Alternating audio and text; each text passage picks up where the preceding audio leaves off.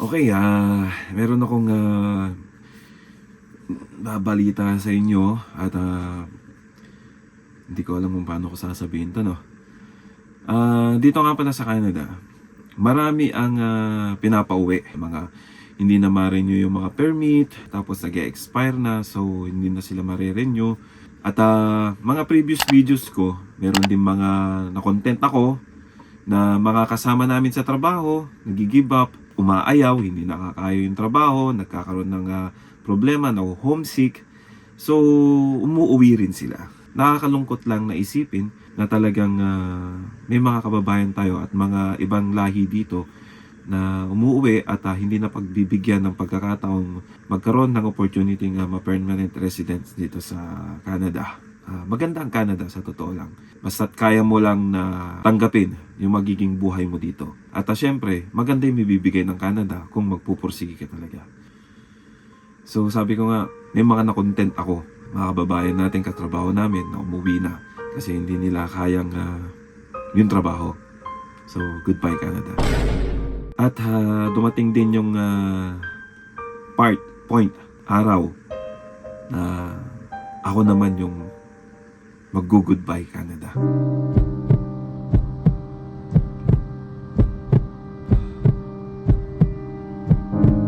Kasi po, ang dahilan ay uuwi po ako ng Pilipinas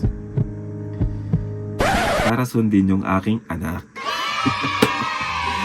Yun po ang reason kung bakit ako uuwi ng Pilipinas. So goodbye Canada muna at welcome to Philippines. At ready na ako. Excited na akong umuwi ng Pilipinas. Yun naman pala. At syempre, na-PR po ako last year. Hindi talaga ako nagpakita ng ng mga kung paano ako na-PR. So bago na yung magpatuloy at mag-i-empake muna ako ng ibang mga gamit ko. At ayusin ko lang dito sa kwarto bago ko iwan, ay panoorin nyo po muna yung video ko kung paano ako na PR last year at yung mga hindi ko na ipalabas na mga video na mga ginawa ko. Paano ko nakuha yung PR card, na PR, ano yung mga naging problema, bakit ako natagalan sa PR. Kasi almost 4 years ang inantay ko bago ako na PR. At syempre, ngayong 2026, uuwi na tayo. At susundin na natin yung aking anak at para makasama ko na dito sa Canada at mabigyan na rin ng magandang opportunity. Ayun, at ako naman ngayon yung mag-goodbye Canada. Pagbalik ko dito sa Canada, kasama ko na yung anak ko. Panoorin nyo po itong mga video na nangyari sa akin. Sana po magustuhan nyo. Saan palik ka man ng mundo at kung anong oras mo man ito pinapanood, mabuhay po tayong lahat ng katropa.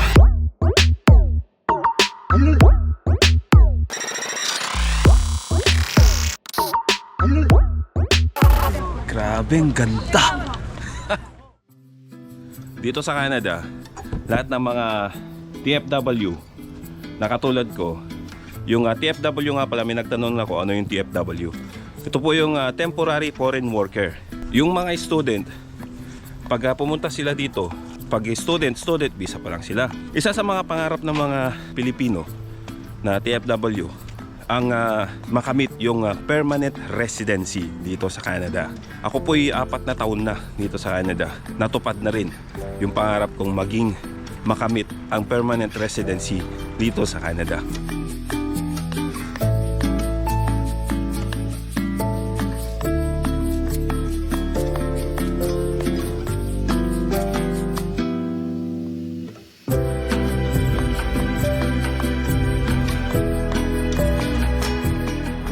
Ito yung isa sa mga pupuntahan natin, itong MPI. Kasi kailangan i-update yung driver's license natin. Actually, napuntahan ko na iba. Nagpunta na ako ng Service Canada, napa-update ko na rin yung SIN number ko. Kasi kailangan din kasi palitan yung numero. Bilang temporary foreign worker, magiging permanent residency na yung SIN number mo rito. Hi.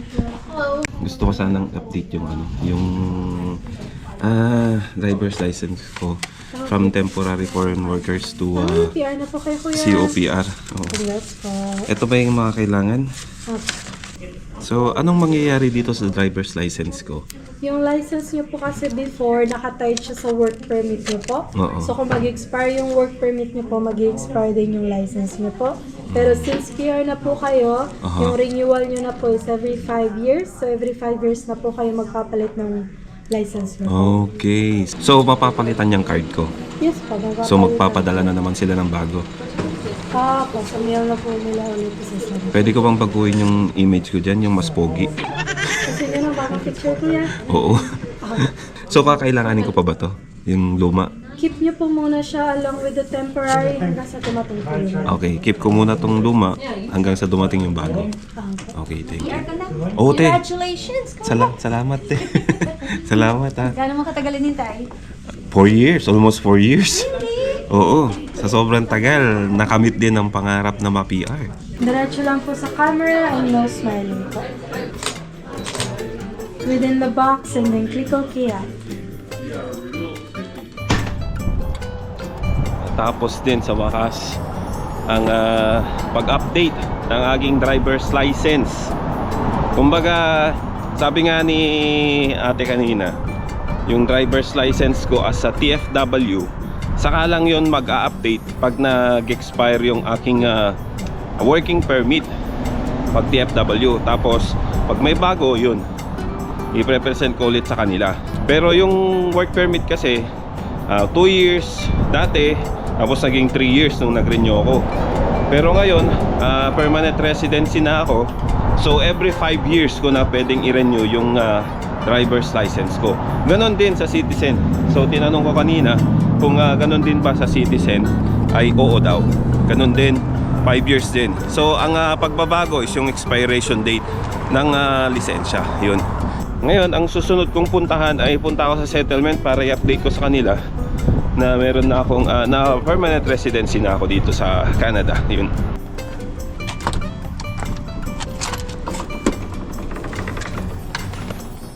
Update ko po sana yung PR ko. So, tama po pa yung pinuntahan ko? Yep, tama po yung pinuntahan niyo. Baka kasi mali yung ano eh.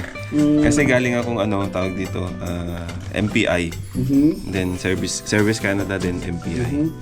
For almost 4 years, ngayon ko lang nakamit yung inaasam namin mga TFW na ma-permanent residence dito sa Canada.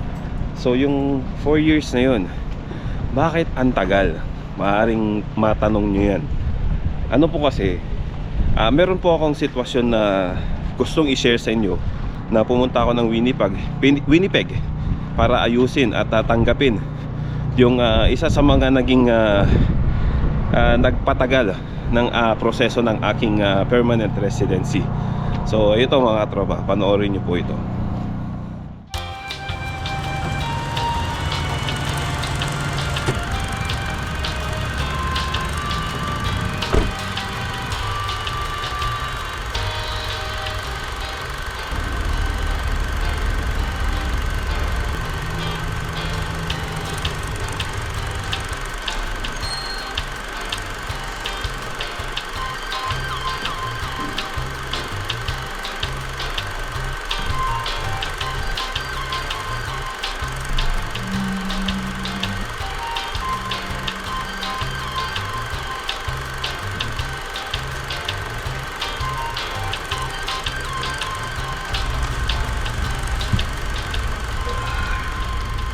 Wala pang alas 10 at maaga ako rito. Ang usapan namin ni attorney is 10. Nga pala, nandito ako sa Winnipeg ngayon kasi tumawag si attorney dahil meron siyang good news sa akin. And syempre excited din ako. Maraming salamat po. Till you see again. Alright, so tapos na po yung usapan namin ni attorney at grabe. Masaya ako kasi may papasa ko na yung kulang ko para sa application ko sa PR. And yun na, susunod na yun. Sana maprobahan na ako sa pag-a-apply ko ng PR. Kasi eto na lang din yung inaantay ng mga kasama ko nung last year, nung first time namin pumunta ma-introduce ako kay attorney. Yung dalawa kong kasama, na-PR na po silang matagal. At meron na po rin silang mga PR card. Okay na lahat. So, sana, ito na rin lang inaantay ko at sana ma-PR na rin.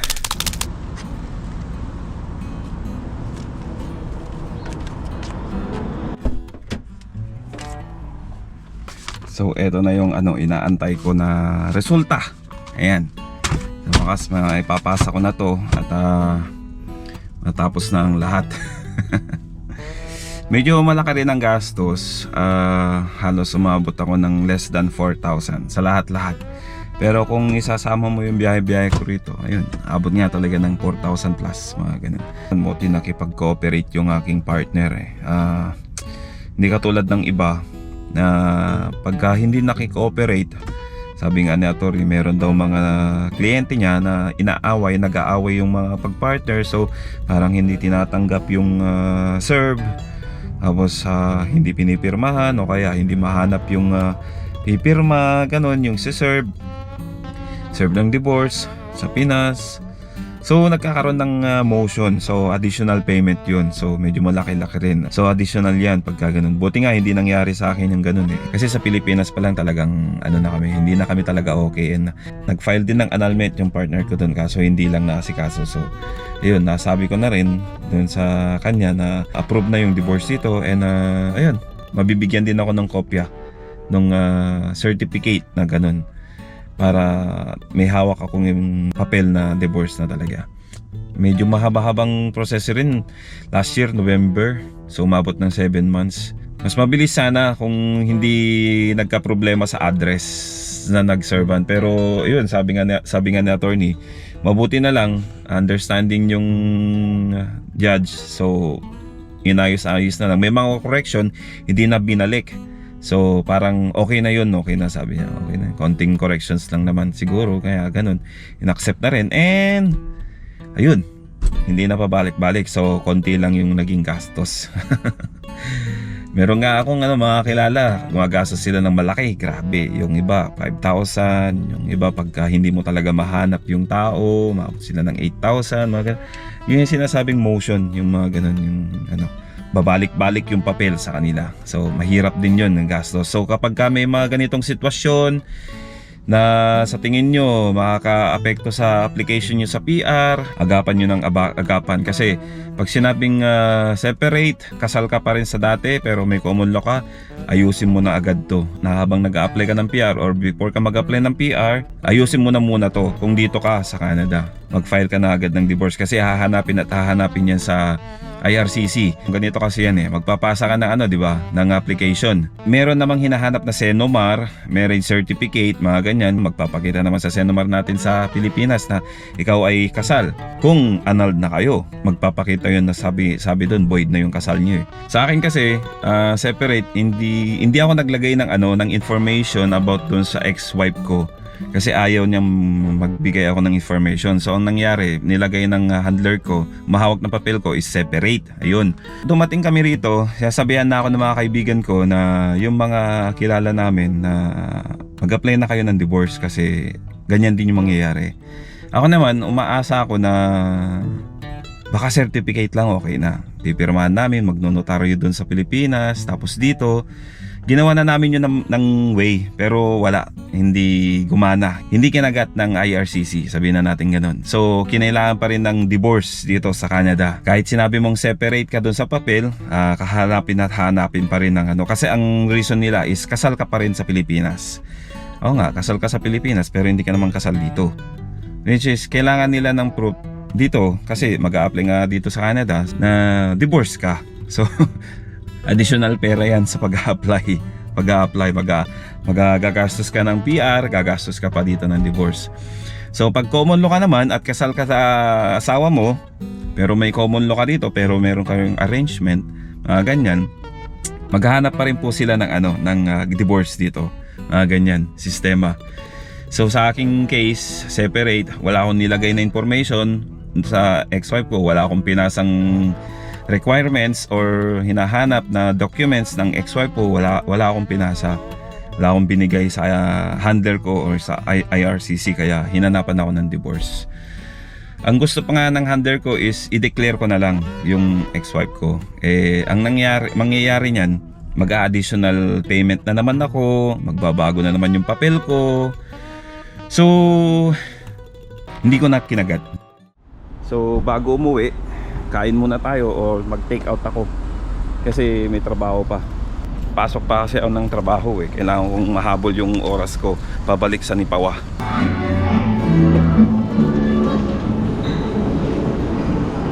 Ayan, na-miss ko to takam-takam. Ayan, bili tayo dito ng kare-kare.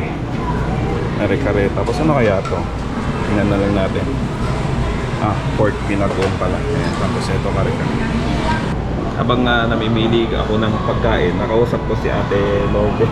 Okay. Rosan. Opo. Ayan po, tiga rito po sa Winnipeg. Ayan. At sabi ko, tawag dito, kuha sana ako ng squid. Kaso, si ate pala ay, cancer survivor. Ayun. Dito. Kaya ang dami kong natutunan sa kanya, mga bawal ba?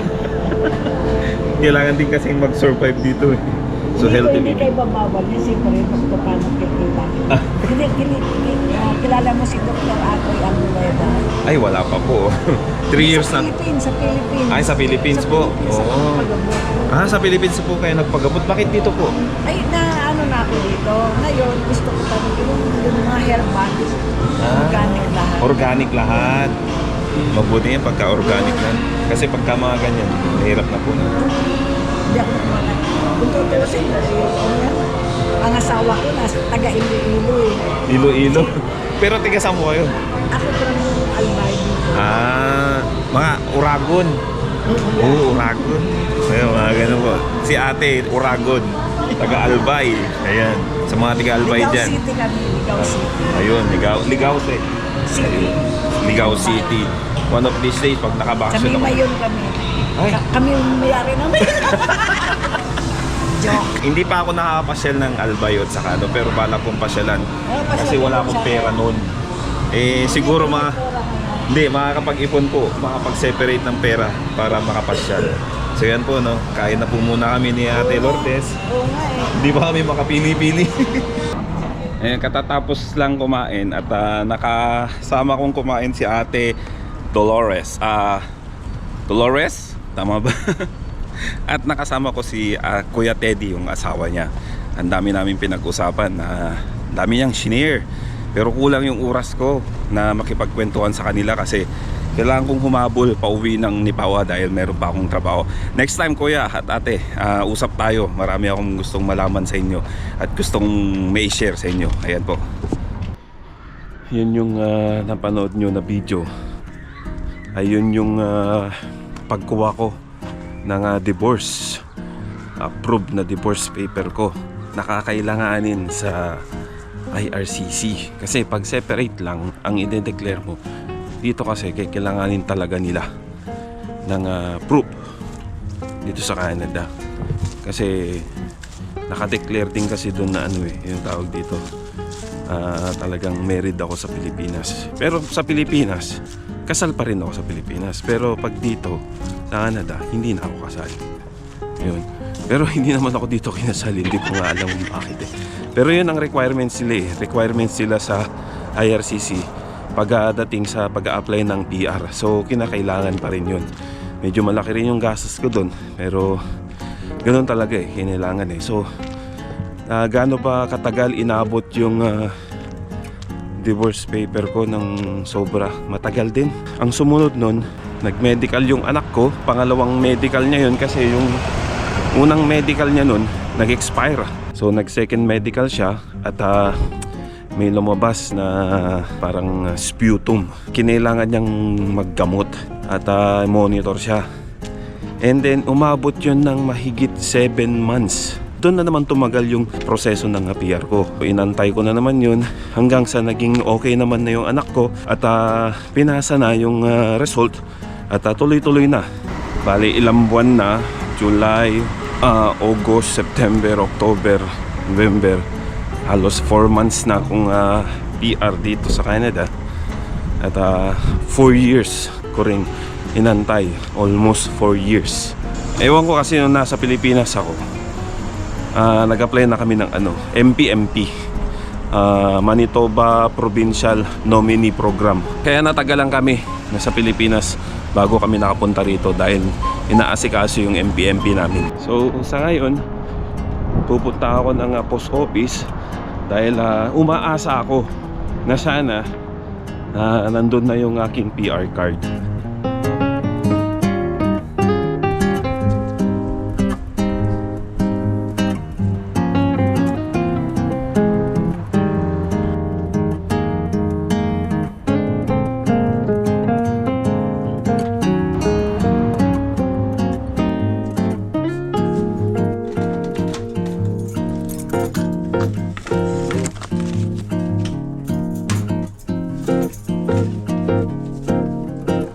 Meron akong nakakuha sa box ko na may sobre.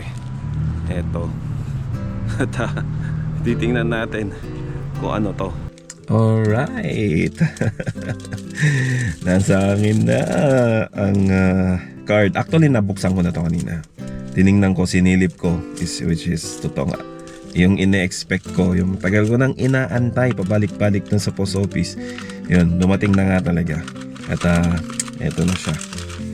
Sabi, ayun na, nagpakita na. Siya. Yan na aking PR card. Eto, ayun na. Nakuha ko tong PR card ko na to ngayong birthday ko, November 7. Ang expiration niya is October 14, 2030. So, ngayong 2025, so 5 years ang validation ng PR card. Ba't ba kailangan ng PR card? Ito yung time na pagka gusto mong umuwi, ito yung magiging parang ID mo pag pumasok ka dito sa Canada na magpapakita na ikaw ay permanent resident dito sa Canada. Kasi pagka TFW ka, siyempre yung work permit yung papakita mo at saka yung visa mo kung anong visang hawak mo para pumasok dito sa Canada. Pero siyempre dahil permanent resident na tayo dito, itong PR card ang ipapakita natin pag papasok tayo dito sa Canada. Masaya ako ngayon. Kung kailan nakakarawan ko pa, may nandito yung PR card ko. Actually, nakabook na ako ng ticket ko pauwi ng Pilipinas. Kasi nung natanggap ko yung email na congratulations na PR na ako, ganun. Nag-book na ako ng ticket ko. Excited na rin akong umuwi. Ilang linggo ako dun, 3 weeks. Mag-goodbye Canada muna and then hello Philippines. At kailangan ko mang pumasok at meron pa akong kukuning pizza dahil ipapamerienda ko sa mga katrabaho natin to. Excited na ako. Ay, pwede nang umuwi ng Pilipinas.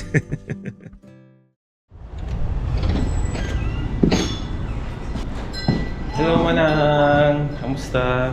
Abang, birthday nga ito eh. Ay, pamerienda te. Ayun. Wow, sarap niyan. Happy birthday, ito. Happy birthday. Alright. Salamat sa pizza. Kuha. Tapon nyo na yun. Wala naman to, wala. Wala, ako na magto tapon niya.